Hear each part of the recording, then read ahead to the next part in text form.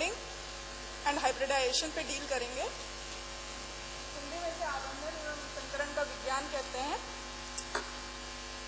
ब्रह्मांड, और अभी मैंने बताया कि ब्रह्मांड की सूक्ष्मतम इकाई परमाणु, जो कि अपनी स्वतंत्र अवस्था में तब तक नहीं रह सकती जब तक कि वो स्थायित्व ना प्राप्त कर ले, और ये स्थायित्व वो बॉन्डिंग के ही थ्रू प्राप्त करती है। ब्रह्मांड पर उपस्थित सभी द्रव्य एक या विभिन्न प्रकार के तत्वों से मिलकर बने होते हैं। समान स्थितियों में इस ब्रह्मांड पर अक्रिय गैसों के अलावा कोई भी स्वतंत्र अवस्था में नहीं रह सकता। परमाणु के विशिष्ट गुणों वाले समूह को हम अणु कहते हैं, और इनके मध्य अणुओं में उपस्थित परमाणुओं के मध्य आकर्षण बल जो होता है वो रासायनिक आबंध कहलाता है। तत्व स्थायित्व प्राप्त करते हैं प्रकृति, और ये एक प्राकृतिक तरीका है। दूसरा है इसमें अष्टक नियम। अष्टक नियम के द्वारा ही हम ये समझ सकते हैं कि परमाणु क्यों स्थायित्व प्राप्त करना चाहते हैं। इसकी संकल्पना कौशल एंड लुईस ने दी थी, और इस सिद्धांत के अनुसार परमाणुओं का संयोजन संयोजक इलेक्ट्रॉनों के एक परमाणु से दूसरे परमाणु पर स्थानांतरण के द्वारा अथवा संयोजक इलेक्ट्रॉनों के सहभाजन के द्वारा होता है। इस प्रक्रिया में परमाणु अपने संयोजकता कोश में अष्टक प्राप्त करते हैं, और इसे अष्टक का नियम कहते हैं। अब संयोजकता कोश कौन सा होता है? संयोजकता कोश आपका बाह्य कोश होता है, और उसमें जितने इलेक्ट्रॉन उपस्थित होते हैं वो संयोजक इलेक्ट्रॉन कहलाते हैं। इस नियम के प्रमुख बिंदु इस प्रकार हैं। जिन तत्वों के संयोजी कोश में 8 इलेक्ट्रॉन होते हैं, अर्थात जिनका अष्टक पूर्ण होता है, वो रासायनिक रूप से अक्रिय होते हैं, और अगर उनका अष्टक पूर्ण नहीं है तो वो उस अष्टक को पूर्ण करना चाहते हैं ताकि वो स्थायित्व प्राप्त कर सकें। और ये स्थायित्व प्राप्त करने के लिए वो या तो इलेक्ट्रॉन लेते हैं या दे देते हैं या उनका साझा करते हैं, और इन्हीं के आधार पे इनमें विभिन्न प्रकार के आबंधों का निर्माण होता है। अणुओं में विभिन्न परमाणुओं के बीच बनने वाले आबंध, जो कि बहुत मजबूत आबंध होते हैं, जिन्हें हम स्ट्रॉन्ग बॉन्ड भी कहते हैं, वो 4 तरह के होते हैं। आयनिक या वैद्युत संयोजी आबंध, सहसंयोजी आबंध, उप सहसंयोजी आबंध एवं धात्विक आबंध। और यौगिकों के बीच जो अणु होते हैं उनके बीच जो आबंध होते हैं वो दुर्बल आबंध होते हैं। उनमें वॉन्डरवॉल आबंध एवं हाइड्रोजन आबंध आते हैं। तो इसको हम एक एक करके समझने की कोशिश करेंगे। जैसे आयनिक या वैद्युत संयोजी आबंध।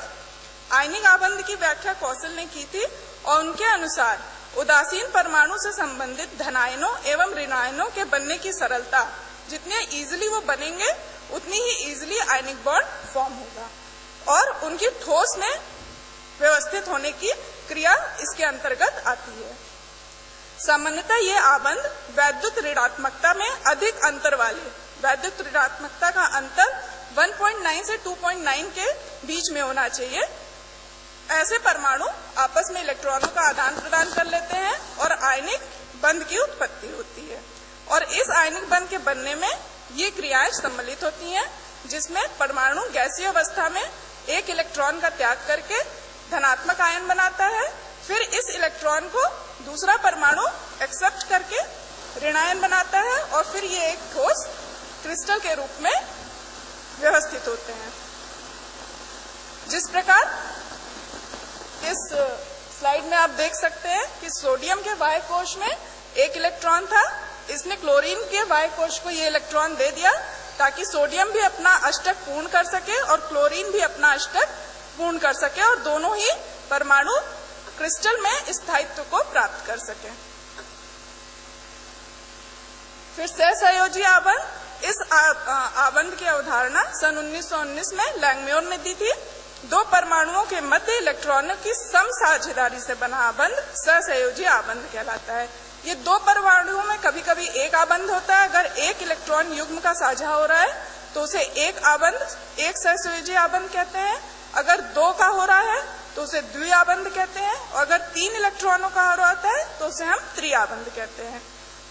फॉर एग्जाम्पल, इस केस में आप देखेंगे कि वाटर के मॉलिक्यूल में एक इलेक्ट्रॉन हाइड्रोजन दे रहा है और एक इलेक्ट्रॉन ऑक्सीजन दे रहा है। 2 इलेक्ट्रॉन है तो उनके बीच में एकल सहसंयोजी आबंध है। दूसरी तरफ भी उसी तरह का एकल सहसंयोजी आबंध है, और इस प्रकार हाइड्रोजन और ऑक्सीजन दोनों ही अपने अष्टक को पूर्ण कर रहे हैं। उसी प्रकार कार्बन टेट्राक्लोराइड में भी कार्बन क्लोरीन के साथ इलेक्ट्रॉनों की साझेदारी करके अपने अष्टक को पूर्ण कर रहा है। यहाँ के केस में आप देखेंगे कि कार्बन और ऑक्सीजन में कार्बन एक ऑक्सीजन के साथ 2 इलेक्ट्रॉनों का साझा कर रहा है और ऑक्सीजन भी अपने 2 इलेक्ट्रॉनों का साझा करके अपने अष्टक को पूर्ण कर रहा है। इसमें जो इलेक्ट्रॉन इस बॉन्डिंग में नहीं पार्टिसिपेट करते हैं उन्हें हम लोन पेयर कहते हैं, और जो बॉन्डिंग में पार्टिसिपेट कर रहे हैं, जो कि सर्कल में दिख रहा है, इनक्लोज सर्कल है उसमें दिख रहा है, वो bonding pair of electrons. Oxygen के ऊपर नीचे दिख रहे हैं वहां वो क्या है, लोन पेयर ऑफ इलेक्ट्रॉन्स है। उसी तरीके से नाइट्रोजन के केस में त्रिआबंध बन रहे हैं और दोनों के केस में एक इलेक्ट्रॉन युग्म मुक्त है, लोन पेयर है। अब ये सहसंयोजी आबंध भी 2 तरह के होते हैं, अध्रुवीय और ध्रुवीय। अध्रुवीय सहसंयोजी आबंध में जब दोनों परमाणु समान होते हैं और उनके साझा किए हुए इलेक्ट्रॉन उनके बीच में उपस्थित होता है, उस तरह के आबंध को हम अध्रुवीय सहसंयोजी आबंध कहते हैं। इनके एग्जाम्पल हाइड्रोजन, ऑक्सीजन, क्लोरीन, इनके मॉलिक्यूल हैं। और ध्रुवीय सहसंयोजी आबंध में चूंकि उनकी दोनों परमाणुओं की वैद्युत ऋणात्मकता अलग अलग होती है, तो जिस परमाणु की वैद्युत ऋणात्मकता ज्यादा होती है, इलेक्ट्रॉन उस तरफ थोड़े शिफ्ट हो जाते हैं, आकर्षित हो जाते हैं, और इस वजह से उनके ऊपर partial positive and partial negative charge develop हो जाता है और इस तरह के बंध आयनिक नेचर के हो जाते हैं। सहसंयोजी बंधों द्वारा मॉलिक्यूल की ज्योमेट्री समझने के लिए विस्पर सिद्धांत आया, और जैसे अभी हमने कहा कि lone pair and bond pair होते हैं, तो इन लोन पेयर में आपस में भी प्रतिकर्षण होता है और lone pair and bond pair में भी प्रतिकर्षण होता है। इसी के आधार पर उनकी ज्यामिति अलग अलग हो जाती है।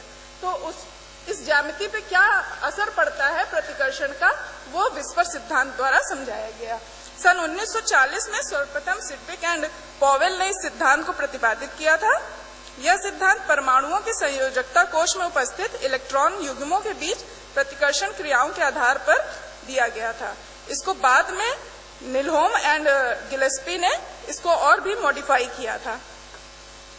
इस सिद्धांत के अनुसार अणु की आकृति केंद्रीय परमाणु के आसपास उपस्थित संयोजी कोश इलेक्ट्रॉन युग्मों की संख्या पर निर्भर करती है।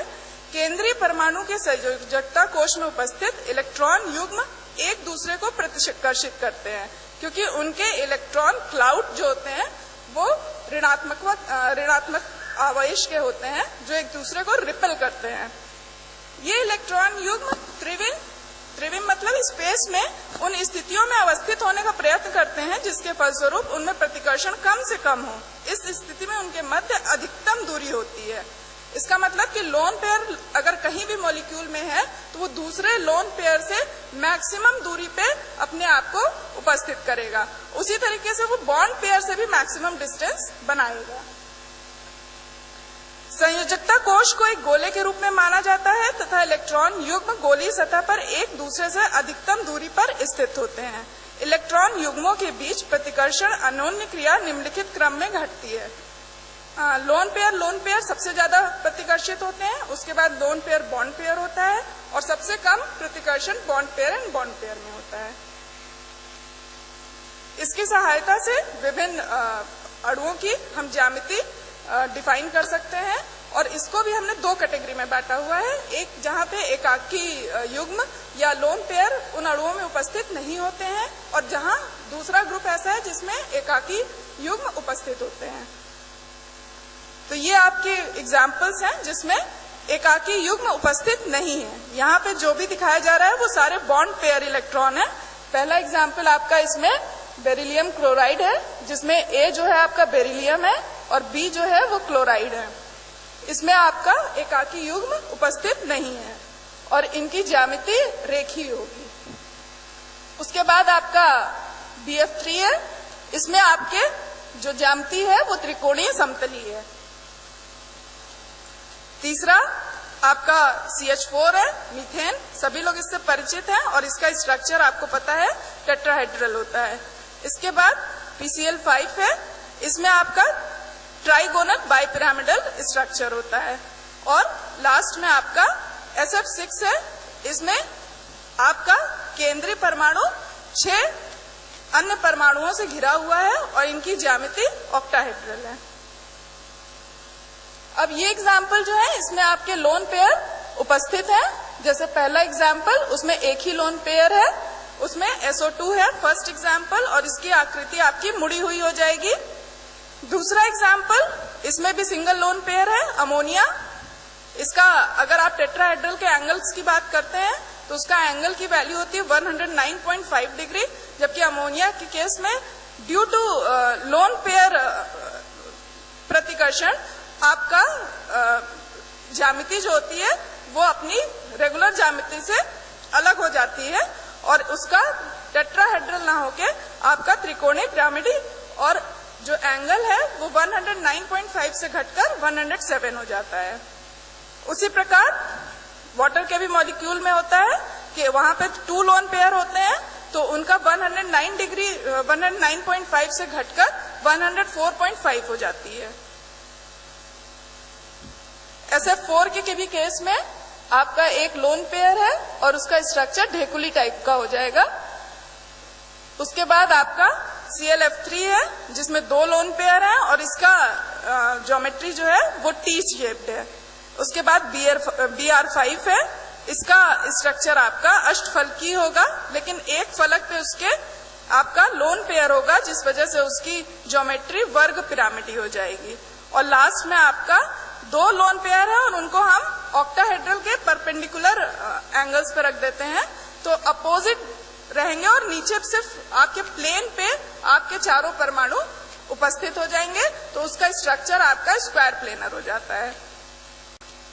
इसके बाद आपका आता है ओवरलैपिंग ऑफ एटॉमिक ऑर्बिटल, परमाणु कक्षकों का अतिव्यापन। जब 2 परमाणु आबंध विचरण के लिए पास आते हैं तब उनके कक्षकों का अतिव्यापन या तो धनात्मक हो सकता है या ऋणात्मक या शून्य हो सकता है। यह ऑर्बिटल तरंग फलन के आयाम की दिशा और चिन्ह पर निर्भर करता है। इनका आवेश से कोई संबंध नहीं होता है। फॉर एग्जाम्पल आपका S ऑर्बिटल स्फेरिकल होता है, अगर हम उसकी स्पेस में बात करें तो उसका 3D स्ट्रक्चर हो जाएगा कि वो सारी चारों दिशाओं में होगा, लेकिन अगर हम आपके P ऑर्बिटल की बात करते हैं तो उसका एक अपर प्लेन होगा और एक बिलो प्लेन होगा, डम्बल शेप जो होता है। अब ये किस तरीके से धनात्मक हो जाता है, इनका अतिव्यापन कैसे ऋणात्मक हो जाता है और कैसे शून्य हो जाता है। अगर धनात्मक है तो अगर सेम ही फेज के कक्षक एक दूसरे के सामने आके अतिव्यापन कर रहे हैं तो उन्हें हम धनात्मक कहेंगे। जैसे पहले केस में है, ए केस में उसमें P ऑर्बिटल अपने एक ही पॉजिटिव वाले लोब से इंटरैक्ट कर रहे हैं तो यहाँ ये धनात्मक है। उसी प्रकार से आपका S ऑर्बिटल P ऑर्बिटल के धन वाले उससे कक्षक से इंटरैक्ट कर रहा है तो वो भी आपका धनात्मक है। लेकिन अगर आपका वही चीज पॉजिटिव निगेटिव इंटरैक्ट करता है तो उसे हम ऋणात्मक अतिव्यापन कहते हैं। और अगर वही अतिव्यापन दूसरे 2 डिफरेंट फेज होते हैं उसमें होता है, फॉर एग्जाम्पल ये आपका अगर P ऑर्बिटल है और दूसरा P ऑर्बिटल परपेंडिकुलर आ रहा है तो यहाँ पे अतिव्यापन होने के चांसेस 0 हो जाएंगे, तो इस केस को हम शून्य अतिव्यापन कहेंगे। अतिव्यापन के प्रकार तथा सहसंयोजी आबंध की प्रकृति। अब अतिव्यापन किस तरीके से हो रहा है, हेड ऑन हो रहा है, सिरेवार हो रहा है तो उसे हम सिग्मा आबंध बनते हैं। और इस तरह का अतिव्यापन 3 तरह का होता है, जबकि अगर पार्श्व में अतिव्यापन हो रहा है, for example this one is पार्श्व अतिव्यापन, तो यहाँ पे आपका पाई बंध बनेगा। और अगर सिरेवार हो रहा है तो ये आपका सिग्मा बॉन्ड बनेगा। अगर सिग्मा बॉन्ड बन रहा है तो उसमें 3 तरह के अतिव्यापन हो सकते हैं। पहला SS अतिव्यापन, इसमें हाफ फील्ड S ऑर्बिटल जो होती है, 2 S ऑर्बिटल हाफ फील्ड जो होती है वो आपस में ओवरलैपिंग करती है और आपको रिजल्टेंट मिलता है जो इस स्लाइड में दिखाया गया है। इसके बाद अगर S ऑर्बिटल और P ऑर्बिटल भी आपस में सिरेवार ही अतिव्यापन कर रहे हैं तो आपका सिग्मा बंध बनेगा और SP ऑर्बिटल का अतिव्यापन होगा। उसी प्रकार p अतिव्यापन, इसमें दो p orbital axially head on अतिव्यापन ओवरलैपिंग कर रहे हैं। लेकिन p ऑर्बिटल में दूसरा केस भी होता है जिसमें ये पार्श्व अतिव्यापन कर सकते हैं। तो यहां पे आपका पार्श्व अतिव्यापन से पाई बॉन्ड बन रहा है। इसके बाद हम संकरण को समझेंगे, हाइब्रिडाइजेशन। CH4, अमोनिया, वाटर जैसे बहुपरमाणुक अणुओं की विशिष्ट ज्यामितीय आकृतियों को स्पष्ट करने के लिए पॉलिंग ने परमाणु कक्षकों के संकरण का सिद्धांत प्रस्तावित किया था। पॉलिंग के अनुसार परमाणु कक्षक संयोजित होकर समतुल्य कक्षकों का समूह बनाते हैं। इन कक्षकों को ही हम संकर कक्षक कहते हैं। ये सारे ही कक्षक लगभग समान ऊर्जा के होते हैं और कक्षक आपस में मिलकर, विभिन्न ऊर्जा वाले कक्षक आपस में मिलकर ऊर्जा का पुनः वितरण करते हैं और समान ऊर्जा एवं आकार के कक्षकों का निर्माण होता है। इन्हें हम संकर कक्षक कहते हैं और इस क्रिया को संकरण कहते हैं। संकरण के महत्वपूर्ण लक्षण इस प्रकार है। संकर कक्षकों की संख्या संकरण की प्रक्रिया में भाग लेने वाले कक्षकों की संख्या के बराबर होती है। संकर कक्षक सदैव समान ऊर्जा एवं आकार के होते हैं। संकर कक्षक स्थायी आबंध बनाने में शुद्ध कक्षकों की अपेक्षा अधिक सक्षम होते हैं। अगर हम प्योर ऑर्बिटल्स से इनका कंपैरिजन करते हैं तो हमारे हाइब्रिड ऑर्बिटल ज्यादा अच्छी बॉन्डिंग बनाते हैं। संकर कक्षक स्थायी व्यवस्था पाने के लिए त्रिविम में विशिष्ट दिशाओं में निर्देशित होते हैं। इसलिए संकरण का प्रकार अणु की ज्यामिति दर्शाता है। आप हाइब्रिडाइजेशन के हेल्प से अणु की ज्यामिति भी बता सकते हैं। इसमें संकरण के प्रकार में सबसे पहला प्रकार जो है वो sp संकरण है। इसमें एक sp ऑर्बिटल दूसरे p ऑर्बिटल से संकरण करके दो sp ऑर्बिटल बनाता है और इनमें 50-50% s orbital and p orbital की प्रॉपर्टीज होती हैं। इसका एग्जाम्पल, पहला एग्जाम्पल बेरिलियम क्लोराइड है। इसमें आप देखिएगा बेरिलियम का परमाणु, पहले उसके जितने कक्षक थे वो आपस में संकरित हो गए और उस संकरित कक्षा से क्लोरीन का p ऑर्बिटल सिग्मा बॉन्ड बना रहा है। इसी केस में आप एथाइन भी देख सकते हैं कि पहले कार्बन ने sp ऑर्बिटल बनाया और sp ऑर्बिटल, एक sp ऑर्बिटल जो है वो कार्बन कार्बन के बीच में बॉन्ड बना रही है और दूसरी sp ऑर्बिटल हाइड्रोजन बॉन्ड बना रही है और दो p ऑर्बिटल जो दोनों कार्बन पे अलग अलग उपस्थित हैं वो पाई बंध बना रहे हैं पार्श्व अतिव्यापन के द्वारा। उसी प्रकार sp2 संकरण में इसमें एक s ऑर्बिटल होता है और दो p ऑर्बिटल होते हैं और ये आपस में संकरण करके तीन sp2 ऑर्बिटल बनाते हैं। इसका एग्जाम्पल ये है बोरॉन ट्राइक्लोराइड। इसमें बोरॉन ने अपना पहले संकरित कक्षक बनाए और उनसे p ऑर्बिटल इंटरैक्ट कर रहा है। उसी तरीके से एथीन में कार्बन के तीन संकरित कक्षक हैं जिसमें से एक संकरित कक्षक दूसरे कार्बन से इंटरैक्ट कर रहा है, सिग्मा बॉन्ड बना रहा है और बाकी दो संकरित कक्षक हाइड्रोजन से बना रहे हैं। उसके बाद जो उनके p ऑर्बिटल है वो पाई बॉन्ड बना रहे हैं पार्श्व अतिव्यापन के द्वारा। इसके बाद आता है sp3 संकरण, ये सभी जानते हैं, मीथेन में पाया जाता है। इसमें एक s कक्षक और तीन p कक्षक आपस में संकरित होकर 4 sp3 हाइब्रिड कक्षक बनाते हैं। इसके एग्जाम्पल अमोनिया, वाटर और मीथेन। डी कक्षकों में भी संकरण होता है। उस केस में आपका डी ऑर्बिटल और sp ऑर्बिटल की एनर्जी सेम होनी चाहिए, तभी वो आपस में संकरण करते हैं और रिजल्टेंट संकरित कक्षक बनाते हैं। और इनके एग्जाम्पल इस तरीके से है। पहला एग्जाम्पल है जिसमें निकल का कॉम्प्लेक्स है, उसमें आप वर्ग समतली स्क्वायर प्लेनर ज्योमेट्री पाते हैं, dsp2 हाइब्रिडाइजेशन होता है। फिर आप दूसरा एग्जाम्पल देख रहे हैं, इसमें sp3 हाइब्रिडाइजेशन है आपका, फॉस्फोरस संकरित कक्षक बना रहा है, 5 संकरित कक्षक बन रहे हैं इसमें और पांचों क्लोरीन से अलग अलग बॉन्ड बना रहे हैं, सिग्मा बॉन्ड। इनकी ज्योमेट्री ट्राइगोनल बाइपिरामिडल है। उसके बाद आपका सल्फर हेक्साफ्लोराइड है, इसमें sp3d2 आपका हाइब्रिडाइजेशन है और स्ट्रक्चर आपका ऑक्टाहेड्रल है। उसके बाद इसका लास्ट एग्जाम्पल जो है वो sp3d3 का है और इसका स्ट्रक्चर आपका पेंटागोनल बाइपिरामिडल का है एंड एग्जाम्पल इज IF7। उसके बाद आता है उप सहसंयोजी बंध। ये आपके सहसंयोजी बंध की तरह होते हैं, लेकिन इनमें इलेक्ट्रॉन युग्म सिर्फ एक परमाणु दे रहा होता है। जैसे आपके सहसंयोजी आबंध में दोनों परमाणु अपना एक एक इलेक्ट्रॉन देके साझा कर रहे होते हैं, इसमें एक परमाणु इलेक्ट्रॉन देके आपस में दोनों उसका साझा कर रहे होते हैं।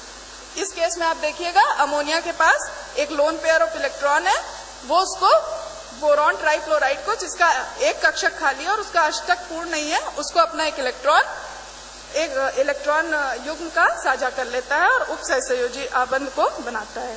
इसके बाद धात्विक आबंध आता है। पहले ये माना गया था कि धात्विक आबंध आयनिक आबंध की तरह होता है, लेकिन जब इसको ज्यादा स्टडी किया गया, क्रिस्टल्स को देखा गया, मेटल्स को देखा गया, तो पाया गया कि इनमें आयनिक आबंध नहीं होते हैं और ना ही सहसंयोजी आबंध होते हैं। ड्रूड ने इसकी परिकल्पना दी। उन्होंने कहा कि एक इलेक्ट्रॉन का समुद्र होता है या क्लाउड होता है जिसमें धनावेशित न्यूक्लियाई अरेंज होते हैं। इसके बाद आता है हाइड्रोजन आबंध।